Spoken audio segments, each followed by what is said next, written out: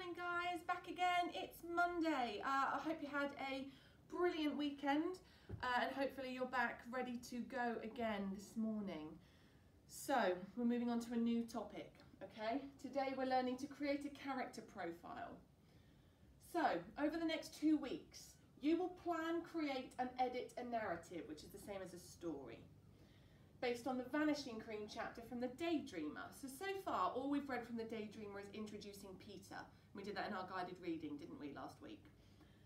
I know we haven't read The Vanishing Cream yet, but we're going to do that in tomorrow's English lesson. Okay, I'm going to read that and I'll also scan it in so that you've got the actual pages in front of you if you want to read it yourself as well. Okay? We're also going to read another chapter in guided reading this week. We're going to be reading The Cat as well. All right, it's quite an interesting chapter actually. But today we're going to create a character profile on Peter. Now we should be able to do that because we've got one chapter that we've read on him already, and I'm going to provide you with some other ways of doing so too. So, your main character in your narrative will be Peter. All right, so what do we already know about him? How could we describe him? So you need to have a think about how you could do that. Before I give you any other resources, I'd like you to have a look and see what you can come up with on your own. Because we've learned quite a lot about him already, haven't we? Just from that one chapter of introducing Peter, it was all about him really. Okay, so see what you can come up with. Use either write Peter in the middle, or there is an example on your document where I've started putting some details on there. So maybe you could use that one if you find it a bit tricky to start, and then sort of come off with your own ideas on your mind map, okay? There you go, I think that's all it says there. Oh, try and include an expanded noun phrase and parenthesis, okay, to describe him. Use a thesaurus. So those of you at home, you could use Google to do a search as well. So you could say synonyms for whatever word it is that you want to find a synonym for. To vary and up-level your adjectives, okay? So you've got a success criteria over here and we've highlighted expanded noun phrases in parentheses. Try and get those in. All right, so you can pause the video. I'm going to move on. There we go, I've just said what I already said there. See what you can remember first. So if you can't remember too much, I've got some lines that I've taken from the 3 chapters that we're going to read in the book, and I've put them onto one document, on one Word document. They'll be in the documents that you've got sent to you as well, okay? So you can pull those up and have a look and see what you can pull out about what you learn about Peter, okay? From those lines about him or from the speech that he says, all right? That's on that document. It's really important to know who Peter is and what he's like, because he will be your main character in your story, all right? So we must know him, really important.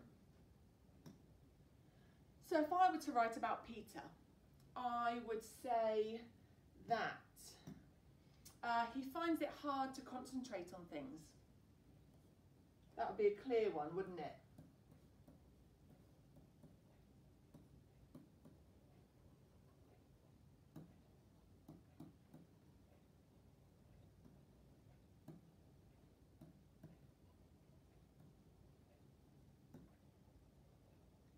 I might also say that he's really creative, because when he thinks about, when he goes into his daydream, so in introducing Peter, he was coming up with the wolf scenario, wasn't he, and how he was going to protect his sister Kate. So I think I'd say he's really creative and inventive.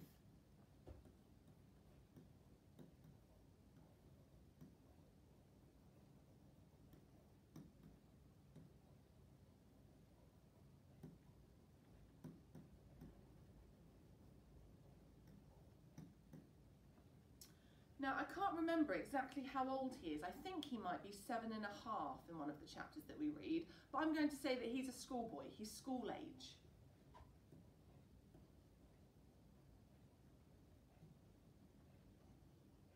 I'm going to say primary school. So that narrows it down a little bit.